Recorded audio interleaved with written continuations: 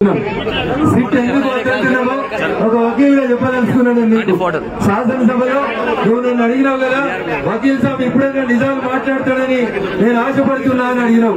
అందుకని ఇందిరా పార్క్ దగ్గర జరుగుతున్న ఈ ధర్నా సాక్షిగా ఒక వకీల్ సాబ్గా రేపు ఎప్పుడైనా నేను కోర్టుకు రాలితే ఆ కోర్టులో అడిగినటువంటి మొట్టమొదటి ప్రశ్న, సిట్ అధికారులు ఈ రోజు దాకా తాళం చేతి ఎవరి దగ్గర ఉండాలంటే టీఎస్పీఎస్సీ సెక్రటరీ దగ్గర ఉండాలి. ఈ రోజు దాకా సిట్ అధికారులు ఒక్కరన్నా టీఎస్పీఎస్సీ సెక్రటరీ దగ్గరికి కానీ, తాళం చేయి రాజశేఖర్ రెడ్డి దగ్గరికి కానీ, ప్రవీణ్ దగ్గరికి కానీ ఎట్లా పోయింది అని చెప్పి నువ్వు చెప్పినావు కదా, మా దిక్కుకేదో ఒక ఐఏఎస్ ఆఫీసర్ ఉంటాడని. ఆ ఐఏఎస్ ఆఫీసర్ ని ఈ రోజు దాకా సిట్ ప్రశ్నించలేదంటేనే దాని వెనకాల మాకు అనుమానాలు కనబడతా ఉన్నాయి. టీఎస్పీఎస్సీకి మొత్తానికి ఒక చైర్మన్ ఉంటాడు, ఏదన్నా జరిగితే దానికి బాధ్యత వహించాల్సింది ఆ చైర్మన్ గారు. మీ సిట్ అధికారులు ఈ రోజు దాకా టీఎస్పీఎస్సీ చైర్మన్ కి కనీసం నోటీస్ ఇచ్చి 91 సిఆర్పిసి కింద నోటీస్ ఇచ్చి ఏం జరిగింది అని ఈ రోజు దాకా ఒక్క అధికారిని కూడా ప్రశ్నించలేదు. కాబట్టి మాకు సిట్ మీద విశ్వాసం లేదు. కేటీఆర్ గారు పోలీసులు మంచోళ్ళే కావచ్చు, కానీ వాళ్ళకి కొలువులు కావాలి, వాళ్ళకి మంచి మంచి పోస్టింగ్లు కావాలి. దానికోసం మీరు ఎవరిని ప్రశ్నించమంటే వాళ్ళనే ప్రశ్నిస్తున్నారు, ఎవరిని సాక్షులుగా పెట్టమంటే వాళ్ళనే సాక్షులుగా పెడుతున్నారు, ఎవరిని వదిలిపెట్టమంటే వాళ్ళని వదిలిపెడతా ఉన్నారు. కేటీఆర్ గారు ఇంకొక మాట అడుగుతున్నాను నేను మిమ్మల్ని, మీరేమన్నారు, ఎవరో ఇద్దరు సన్యాసులు ఆ వ్యవస్థలో లోటుపాట్లు చేస్తే, తప్పులు చేస్తే మీరు మొత్తం వ్యవస్థనే తప్పు పడతారా అని అడిగిండ్రు. సిట్ ఇన్వెస్టిగేషన్ పూర్తి కాకుండా ముందే ఇద్దరే దోషులని నువ్వు సర్టిఫికేట్ ఎట్లిచ్చినావో కేటీఆర్ ఒకసారి చెప్పాలని చెప్పి ఈ సందర్భంగా అడుగుతా ఉన్నాం. నువ్వు ఇద్దరు దోషులని ప్రకటించిన తర్వాత సిట్ ఈ రోజు వరకు 13 మందిని అరెస్ట్ చేసింది, 80 మందికి ఇంకా కొత్తగా నోటీసులు ఇచ్చింది. అంటే కేటీఆర్ మేము చెప్తుంది నిజమా, నువ్వు చెప్తుంది నిజమా అనేది ఒకసారి ఆలోచించాలి.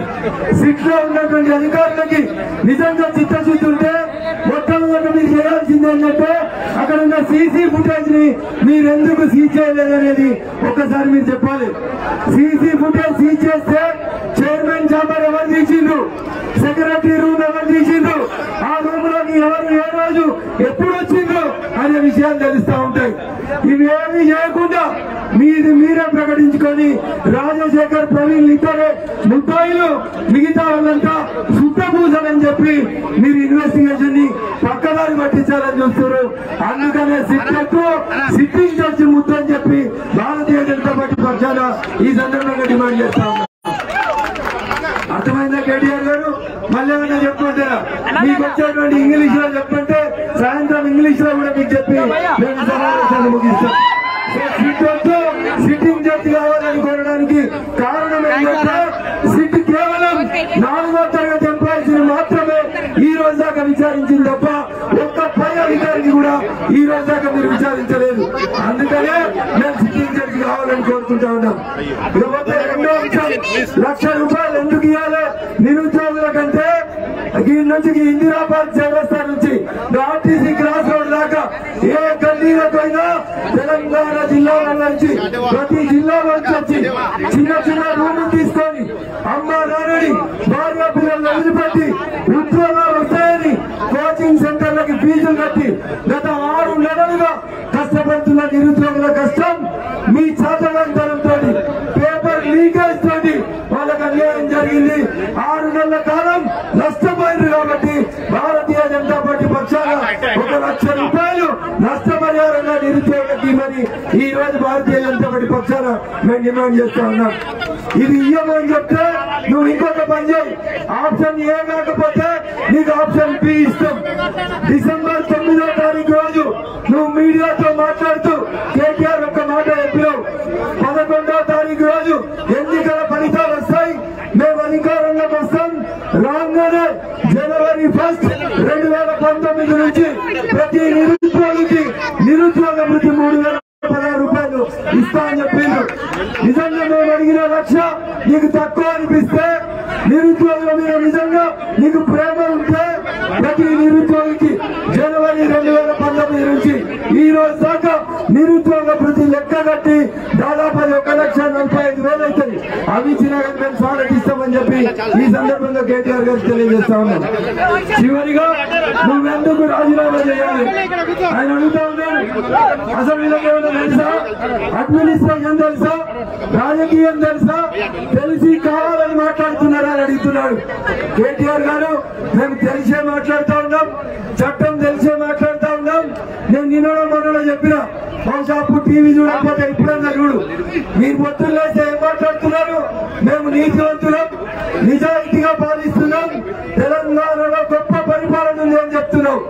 ఒకవేళ నువ్వు నిజాయితీ పరులు అయితే, నిజాయితీ అనే పదానికి అర్థం నీకు తెలిస్తే నువ్వేం చేయాలని నేను చెప్పినా. ఈ దేశ తొలి రైల్వే శాఖ మంత్రి శాస్త్రి గారు he was not the railway driver. ఆయన రైలు నడిపేలే, కానీ రైలు యాక్సిడెంట్ అయి రైల్లో ప్రయాణం చేస్తున్నా కొంతమంది ప్రయాణికులు చచ్చిపోతే ఆ శాఖ మంత్రిగా నాది బాధ్యత అని చెప్పిండు, రాజీనామా చేసిండు. ఇక ఇది నిజాయితీ, ఇది నలుగురికి ఆదర్శంగా నిలబడేటువంటి తనం. ఆ శాస్త్రి గారిని ఆదర్శంగా తీసుకోండి. తెలంగాణ ఉద్యమంలో పనిచేసినటువంటి ఒక గొప్ప నాయకులని చెప్పుకుంటున్నావు కాబట్టి నిజాయితీ అనే పదం నీ నోట్ల నుంచి మళ్లీ రావాలంటే ముందు నువ్వు నీ ఉద్యోగానికి రాజీనామా చేయాలని చెప్పి భారతీయ జనతా పార్టీ పక్షాన డిమాండ్ చేస్తా ఉన్నాం. కేసీఆర్ గారు నీకు ఇంకొక సూచన, చివరి సూచన మా పార్టీ తరఫున. ఈ మధ్యన నువ్వు పథకాలు వేస్తే కాంగ్రెస్ ని బాగా పొగుడుతున్నావు, మన్మోహన్ సింగ్ గొప్పవాడని చెప్తున్నావు, అసెంబ్లీలో చెప్పినావు, నిన్న కూడా చెప్పినావు.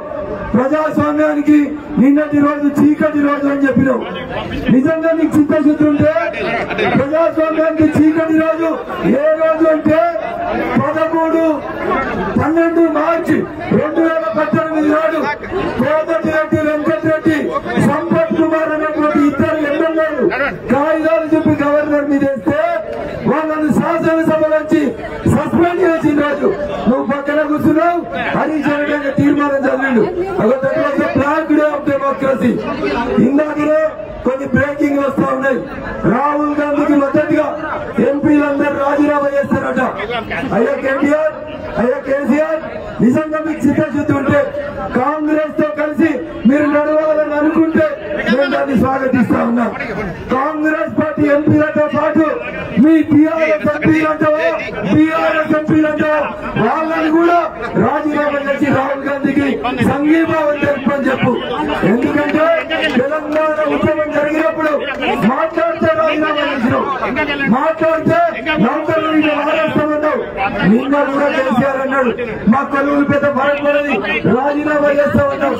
నీకు సాధ్యమైతే నువ్వు చెప్పాలన్నా తెలంగాణ మగటివి, తెలంగాణ భవిష్యం, తెలంగాణ పోరాటంలో ఉన్నది ఉంటే నీ 9 మంది టీఆర్ఎస్ ఎంపీలను రేపు రాహుల్ గాంధీతో సహా రాజీనామా చేసుకుని ఎన్నికలకు రా, ప్రజాక్షేత్రంలో నేర్చుకుందాం. ఈ నిరుద్యోగుల కళ్ళ మంటలలో, ఆకలి మంటలలో నువ్వు మాడి బసైతావని చెప్పి ఈ సందర్భంగా హెచ్చరిస్తూ ఈ అవకాశం ఇచ్చినటువంటి వేదికకు కృతజ్ఞతలు తెలియజేస్తున్నాను. హాయ్ ఫ్రెండ్స్, మా టుడే టుమారో యూట్యూబ్ ఛానల్ చూస్తున్నందుకు చాలా థ్యాంక్స్. మరిన్ని లేటెస్ట్ వీడియోస్ కోసం వెంటనే సబ్స్క్రైబ్ చేయండి. అలాగే ఈ బెల్ ని కూడా రింగ్ చేసేయండి. మా నోటిఫికేషన్స్ అన్ని మీ మొబైల్లో వస్తాయి. అలాగే మా వీడియోస్ మీకు నచ్చితే లైక్ చేయండి, షేర్ చేయండి, నచ్చకపోతే కామెంట్ చేయండి.